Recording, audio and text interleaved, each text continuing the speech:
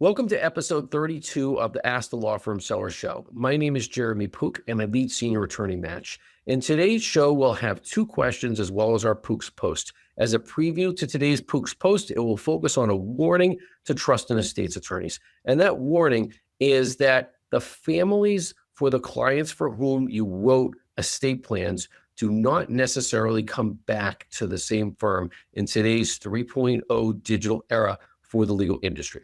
So let's jump right in to our first question today.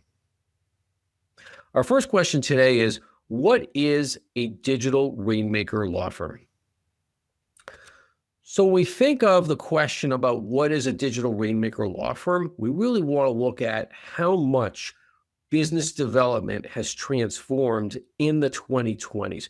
In such a short period of time, starting in 2020, when society pivoted so much digitally, as did the legal industry, the transformation of business development from what was in the pre-Google era, what we call the word of mouth era, when people would ask their brother, their sister, their father, their accountant, their financial planner, and so on, who do you recommend as a lawyer or law firm to hire? Since 2020, so many people societally just go straight to Uncle Google, and now more and more their preferred AI thought partner to be looking for, engaging with online, and then retaining lawyers and law firms. When it comes to digital rainmaker law firms, those law firms, what we often call growing law firms, they have fully adopted today digital marketing for their clients. And that digital marketing for clients starts at the top with Google, and more we're seeing AI optimization is entering into the marketplace because clients are looking on AI. They're asking ChatGPT, Gemini, Claude, and whatnot for best attorney near me. They're also, of course, optimizing their websites. So when clients are going on their websites and searching for content, the content is there. It is new. It is engaging with text, with video, with audio on the website to attract that attention of the clients, give them more and more ample opportunity to just engage a firm, not necessarily retain, but engage by calling the firm, texting with the firm, submitting a contact form, making it very easy and less friction for clients to engage lawyers and law firms. And of course, growing law firms, digital rainmaker law firms recognize that clients are also looking for content on social media, and growing firms, digital rainmaker law firms, are engaging with clients in multi-channel digital marketing means over social media as well. And that's really where we are from a timeline standpoint. Digital rainmaker law firms have taken off in the mid-2020s, heading towards 2030. So how is it that digital rainmaker law firms develop business? They're really developing business via 6 channels. We really call those windmills because we think of the development of clients, no matter what, right? What is it that law firms need in terms of energy sources for their clients? They want and need clients, and the energy source for all law firms is clients. So how are we going to develop them digitally? Digital rainmaker law firms develop their clients first and foremost via Google, and more over AI. When clients are putting into their search engines or their AI thought partner they're asking for best attorney for fill in the blank need. Also, as we mentioned a moment ago, social media. They are publishing, that is digital rainmaker law firms are publishing regularly to multiple channels of social media. That's Instagram, Facebook, LinkedIn, X, which of course used to be Twitter, and TikTok, Threads. I mean, there's going to be more and more. Just to give kudos to Gary Vaynerchuk, Gary V, who talks so much about attention. The attention of today's and tomorrow's clients will continue to be via our smart devices. And growing law firms, digital rainmaker law firms, they recognize that. They recognize the need to get that attention of clients digitally so that clients will engage them. And of course, then that leads to, we're already up to the fourth windmill of what's generating clients for digital rainmaker law firms is the website, right? We want to lead clients. Digital rainmaker law firms want to lead clients to their websites, and their websites are going to be optimized. They're going to be search engine optimized, and more they're going to be artificial intelligence, AI optimized. Get the clients to engage on the websites. They'll see the lawyers, read their content, listen to their audio, watch their video. A fifth windmill for generating the clients is still old school, right? I mean, old school is not out the window. What I mean by old school is in person, giving out business cards, going to networking meetings, being out and about in the community, attending philanthropic events, just like what happened, pre-2020, pre-Google. But again, the attention of clients is so much today digital, and digital rainmaker law firms recognize that. And then finally, that sixth windmill of what is generating clients for digital rainmaker law firms today is M&A. Growth by acquisition, it's here. It's been here. It's only going to advance more because as growing law firms, as they need more and more clients and they need content for their digital marketing efforts, they recognize the value that senior attorney-led firms present to those growing digital rainmaker law firms. So now let's just look at that from the standpoint of growth by acquisition. Right? When digital rainmaker law firms are considering how to grow, as we talked about, those different digital windmills that are generating the business digitally. So why M&A? Why is growth by acquisition so valuable to digital rainmaker law firms? Really for three reasons. They need three resources to boost their growth. First and foremost are new clients, right? That is that senior attorney-led firms, they have books of business. From day one, it's instant client growth. So check the box because that energy source for all law firms is clients. The second resource that M&A provides to digital rainmaker law firms is an experienced workforce. Like no matter what, even as AI enters into the legal industry, not so much from the business development standpoint, but from the work product standpoint, of course, AI is going to make us more efficient. At the end of the day, we're still going to need talented lawyers. We're still going to need talented paralegals. And when it comes to growth by acquisition, M&A in the legal industry, senior attorney-led firms present talented lawyers, talented para staff.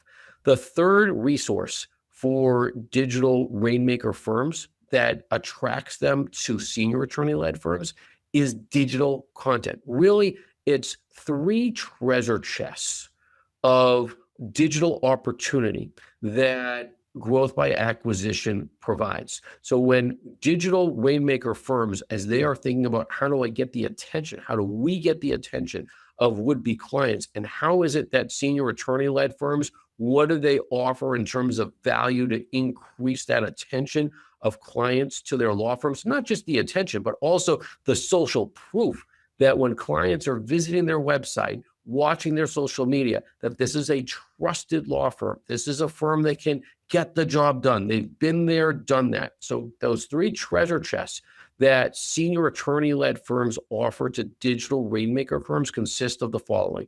First is access to hundreds, if not thousands, of five-star Google reviews. Five-star Google reviews are, for lack of a better word, huge, okay? Besides them being huge, they offer that social proof. They offer what was really yesteryear's seal of approval in word of mouth, right? Like if you're going to ask your accountant, who do you recommend? And your accountant says, oh, I recommend Attorney Jones. Well, today we are going onto websites generally, and when we see hundreds, thousands of five-star Google reviews, in some respects, that's really the equivalent of your accountant saying, hey, I trust this lawyer. Because when a client, prospective clients see that hundreds, thousands of prior clients trust this law firm, and senior attorneys that have hundreds, thousands of clients that have been satisfied with their firm and with the lawyers at their firm over decades, sometimes even a generation,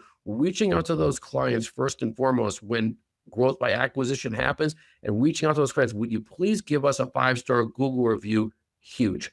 Second treasure chest is untapped digital content via the subject matter knowledge that senior attorneys and the additional attorneys at their firms offer. So what does that mean? It means that when growth by acquisition happens, a growing firm is acquiring a senior attorney-led firm because they match well typically in particular subject matter. So let's just say a digital rainmaker growing law firm is acquiring a firm that handles trust and estates, corporate, and real estate. So it's a transactional firm. So they're bringing on that firm because the digital rainmaker firm offers the same practice areas. Well, the senior attorneys and additional attorneys at that senior attorney-led firm, they have great subject matter knowledge. They have been doing those areas of law, practicing those areas of law for 10, 20, 30 plus years. They've got tremendous subject matter knowledge. Growing law firm, digital rainmaker law firm, that is, they are able to then ask the lawyers of that firm, hey, could you please give us content that we can then post to LinkedIn? Could you prepare articles for us to send in our Constant Contact newsletter? Could you please sit down with our videographer and talk to the top 5, the top 7, the top 10 in multiple areas of their practice areas so that we can put FAQs onto our website so people can learn about those practice areas from specialist experts in those practice areas.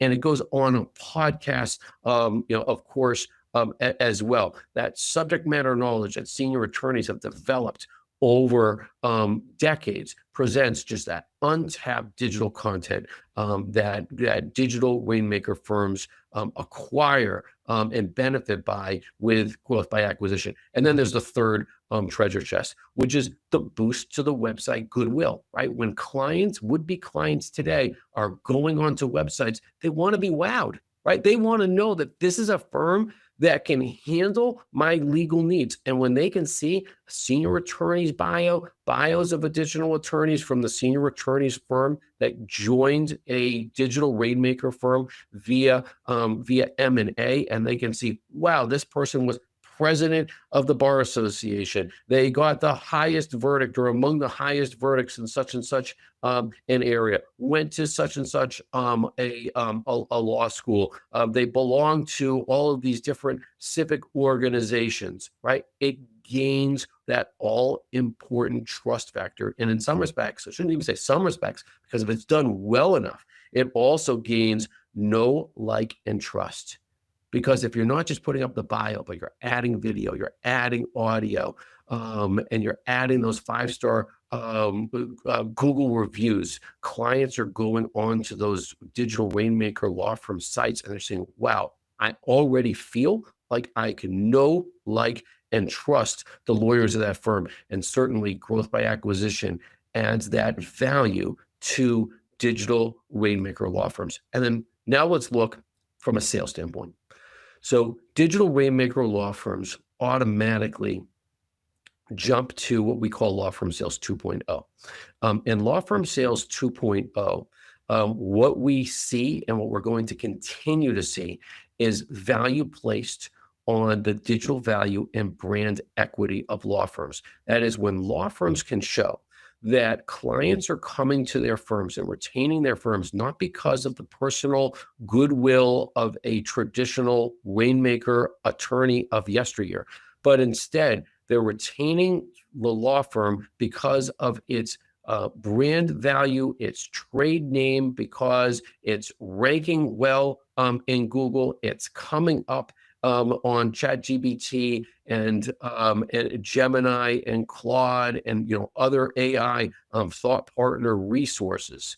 Those data analytics that can show to a buyer and, very importantly, to a bank that this firm is a digital rainmaker law firm. It it generates its business digitally and not by relying upon singular attorneys, then the sale price of those firms is going to be significantly higher than what still is in law firm sales 1.0, where the value is based primarily on an earnout. Instead, when law firm sales 2.0, what we're starting to see is multiples of EBITDA. Okay, we're looking at the EBITDA of a law firm and then multiplying it by what the market will bear. Those multiples will only increase as the data analytics continue to support that the law firm is generating its business digitally, and again, not by relying upon singular rainmaker attorneys. Now, in law firm sales 2.0, what we'll see is fixed prices. There will still be earnout terms because we're still seeing law firms, they still have rainmaker attorneys. And certainly what we're predicting for the future is law firm sales 2.5 and law firm sales 3.0. 2.5 will be even more value placed on the fixed price at a closing based on those data analytics and the multiple of EBITDA, less on the earnout. 3.0 will, in all likelihood, no earnout, and will be a fixed price based upon a multiple of EBITDA or some other type of multiple that a buyer will be prepared to pay upon and that banks will be prepared to lend upon. Okay, so for our next question today. Our next question is, why do key employee lawyers want a boss and do not aspire to become law firm owners? Okay, so thanks so much for that question. Let's look at key employee lawyers at law firms, and particularly what we call small business law firms. So law firms with 20 lawyers and less, 10 lawyers and less, heck, 5 lawyers or less. In those small business law firms, what is it that key employee lawyers want? What they really want is a reliable, predictable, and safe job. Or stated differently, they actually really want a boss because a boss will provide them with a reliable, predictable, and safe job. They often do not aspire to own a small business law firm. They often can afford a small business law firm. They didn't go to law school to become the owner of a law firm. And what's also really important, I mean, as we think about where we are from a business development standpoint heading towards 2030, it's becoming less and less necessary for lawyers to develop their own books of business. I mean, like, drop the microphone on that one. I mean, because I went to law school in the late 1990s, and of course, the talk there was okay, you got to develop your own book of business. At some point, you got to develop that book of business because that is what is going to make you marketable. It's going to secure a job for you. Well, what happens when what has happened in the marketplace today when more and more law firms are developing their business digitally, and there's less of a need for lawyers to develop their own clients? And that's just the reality of where we are. We continue to see the development and the introduction of digital rainmaker law firms, less and less significance for a younger attorney to be developing their own business. And it's great in some respects because then they get to do their work and concentrate on being a lawyer. So what does that mean, though, for senior attorneys when they're thinking about selling their law firms and they want their key employee lawyers to purchase their law firms? So now let's look at the next slide here. And what we really see here is a conflict between two different needs. Okay, when it comes to small business law firms that are led by senior attorneys, there's a conflict in terms of senior attorney has a readiness at some point to retire, to do succession planning for the firm.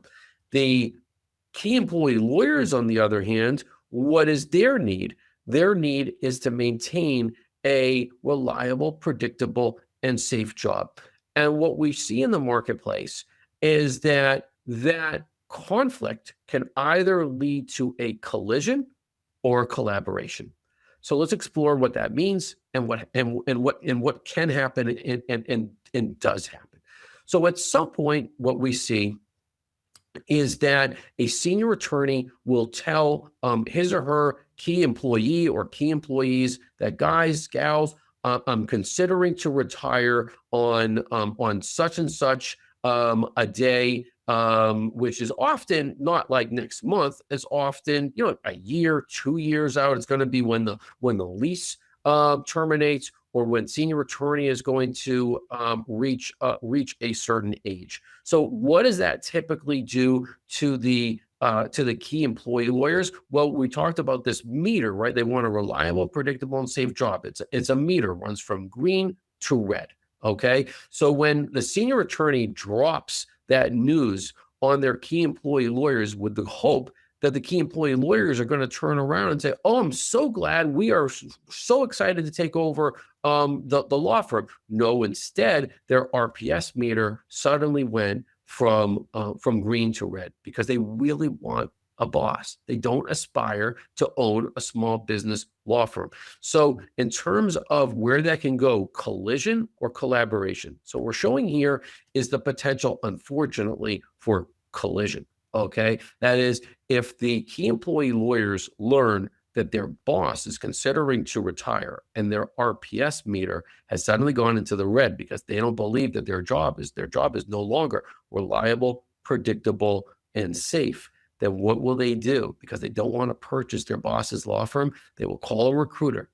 They will reach out to their friends. They will answer, ads, digital ads that are asking for lawyers, at growing law firms, and look into, can I join your law firm? Because what do they need? They need a new boss to restore, really maintain that reliable, predictable, and safe job. Because what's going through their minds is that they need salary, they need benefits, they need their paid time off.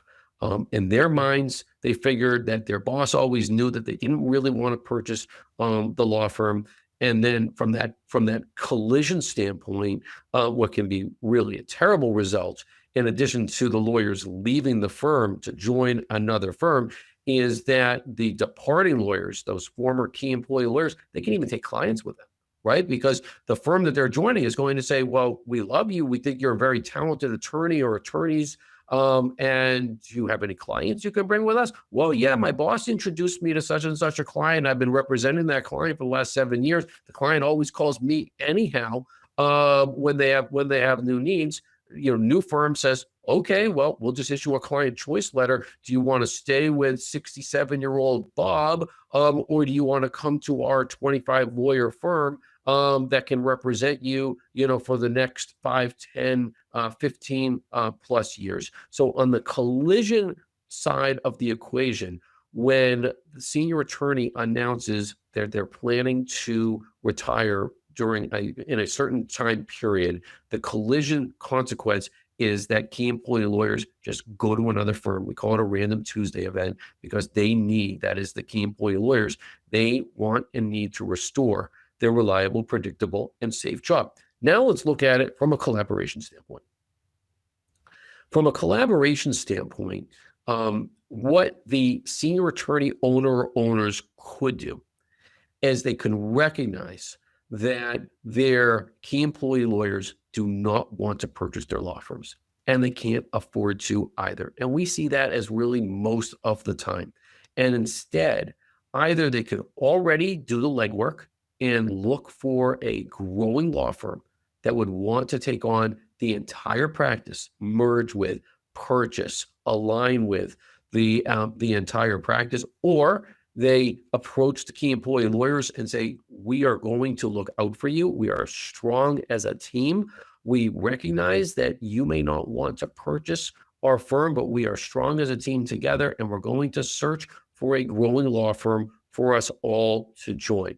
And when that happens, when the senior attorney merges the firm with a growing law firm together with the key employee lawyers, that's the collaboration option, where when they all join, they really all win. I mean, there's actually really 4 winners there, but let's concentrate on senior attorney and key employee lawyers, and we'll come back to the other 2 winners. So the key employee lawyer What was his interest when he or she made the announcement that they're considering to retire? Well, by joining a growing law firm that wants and needs the entire firm, the clients, and the experienced workforce, senior attorney wins because now that senior attorney is on a pathway to be able to retire. Clients are in good hands, as are the key employee lawyers, as well as additional para staff. How is it that the key employees win? Well, they got what they wanted.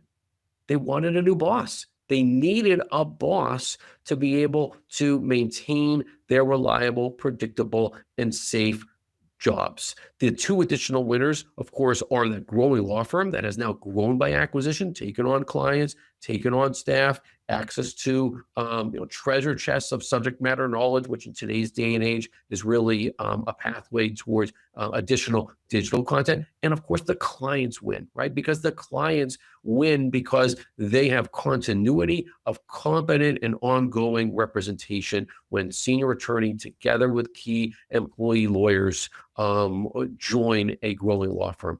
So let's look again at the that RPS meter for key employee lawyers, right? Key employee lawyers at law firms, they want a reliable, predictable, and safe job. Said differently, they actually really want and need a boss. That boss is their senior attorney, owner of the law firm who hired them to do work for the clients that senior attorney developed.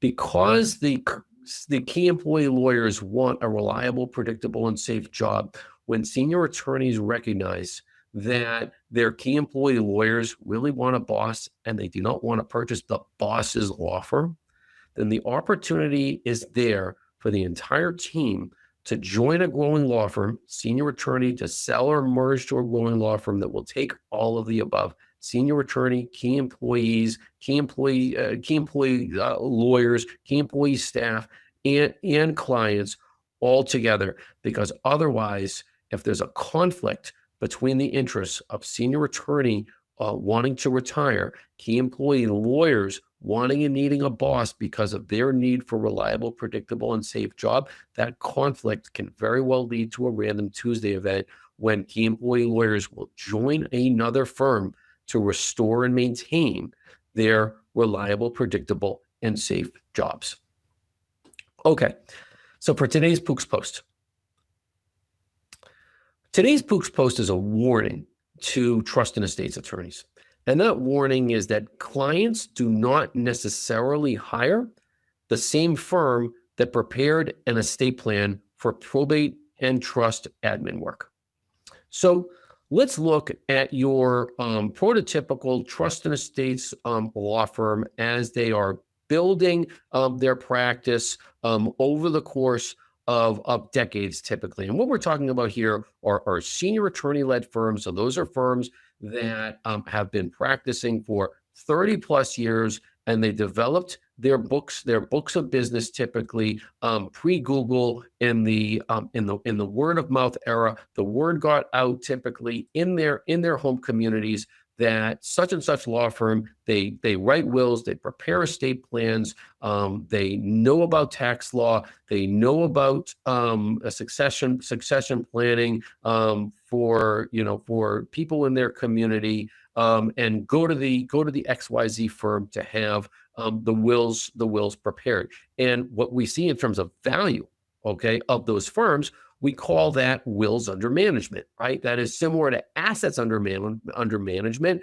for trust and estates firms. What we're seeing with those firms in particular, their largest piece of value is often physically their wills cabinets, right? You'll see in a senior attorney-led trust and estates firm, you'll see multiple fireproof wills cabinets filled with wills. Often they've written 500 to 1,000 plus wills. And in some respects, that should be very valuable to a purchasing law firm. Here's the but. The but is that now that digital marketing disruption has arrived to the legal industry, what we continue to see with trust and estates attorneys is that when the clients for whom trust and estates attorneys prepared wills and trusts. When they pass away, their children, their named fiduciaries, they will go to Google as well as AI to ask for best trust and estates attorney near me to probate the will or administer the trust. And in some respects, it makes me think of Dr. Rick, right? Like we watch these commercials from Progressive Insurance, and he talks about parentomorphosis, right? They're funny commercials, okay? And those commercials are about doing things differently than our parents. Well, what we're seeing in the marketplace is that the children of the deceased parents think, you know what? I don't need to go to my mom's lawyer, my dad's lawyer. I'll just see who's getting the best in terms of 5-star Google reviews for a trust and estates attorney near me, and we'll bring the will or the trust over to that attorney. That digital marketing disruption is disrupting the ability for those senior attorney-led firms, for their clients to come back to have the wills and trusts administered with the same firm that wrote those wills and trusts. So what can you do about that? What we recommend to trust and estates firms in particular is that rather than watch and see your wills cabinet and the wills in there, they've amounted, you have X number of wills under management. It's very important. We point out 4 updates. We'll focus on 2 of them in particular, but 4 updates when it comes to trust and estates law firms when you're considering to selling your firm. So to go to those 2 that we recommend here in terms of this warning to trust and estates attorneys that your clients or really the children and fiduciaries may not hire the same firm that wrote the will is first and foremost is to update your client list, right? You wrote wills for people 15 years ago, 10 years ago, 5 years ago, under the assumption that when they need you, when the family needs you, they will just call the phone number that's on the blue back of the will or somewhere else in the estate plan that you've drafted and call that firm. Well, let's be proactive. Let's please update the client list. Let's please know where your clients are today. What are their phone numbers? What's their address? What's their email address? Let's also reach out to them and see if they need any changes to their documents. Maybe they need to update their powers of attorney, their healthcare proxies, their trusts, putting property into trust. So to reach out to them to be proactive rather than wait. And when doing so, very importantly, and we see this with what I'll call smart trust and estates firms, let's also be in touch with the fiduciaries, the named fiduciaries. Let them know who you are. Let the beneficiaries know who you are, right? You care about the people for whom you wrote the estate plans, and you can let them know we're here for you. We're here for your families. Let people live forever, okay? But when mom or dad, grandma or grandpa, uncle, aunt, whomever, when the time comes, our firm is here. We're capable. That is, I don't necessarily want to call it the antidote, but at least it is the preventative measures that you can take, because we just continue to see more and more firms that are taking on more probate and trust admins having never written the wills. And this is a way, and the trust, and this is a way to keep in touch with your clients as well as the named fiduciaries, named beneficiaries. And then just to list the other 2 updates that we recommend is number 1 is, just to be tracking your revenues, right? That's just generally good practice if you're considering to sell your law firm. Okay, where are the revenues coming from? But also importantly is to update your website, update your LinkedIn profile, so that when the child of a parent who you wrote the will for, we don't want the child going onto a website that was prepared in 2002 and has a one-page description of what the firm does and pictures of the law firm, the lawyers from 20 years ago, when they're comparing and contrasting that to your local competitors, who have new websites, great content, 5-star Google reviews, and whatnot. It's not a huge investment. Is it a pain in the butt to update your website? Yes, it is. will every single fiduciary and beneficiary, maybe not every single, but will many of them want to visit your website because they want to know who you are, what you do, and is it worth, in terms of a return on investment, to update your website as well as to update your LinkedIn profile, because they'll look there as well. And yes, we recommend that as an update to trust and estates attorneys to be making proactively. That is, update the website, update the LinkedIn profiles for all attorneys at your firm. And now let's look at what we call law firm sales 1.0, because when it comes to the sales of trust and estates law firms, for the most part, we continue to see what we call law firm sales 1.0.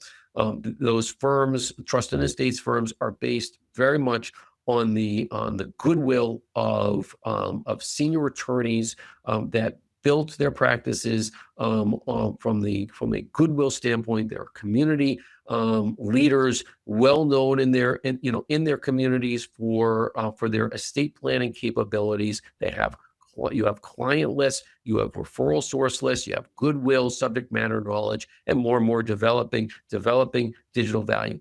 The payment in law firm sales 1.0 is based primarily on earnout payment terms, because buyers will say, okay, we see that you've got those wills under management. We know you've got hundreds, maybe even 1,000 plus, a couple thousand even clients, but we're not so sure that those clients are going to come to us as the buyer and retain us and continue to utilize our services. For example, to hire a firm, to administer the probate and the trusts of your clients.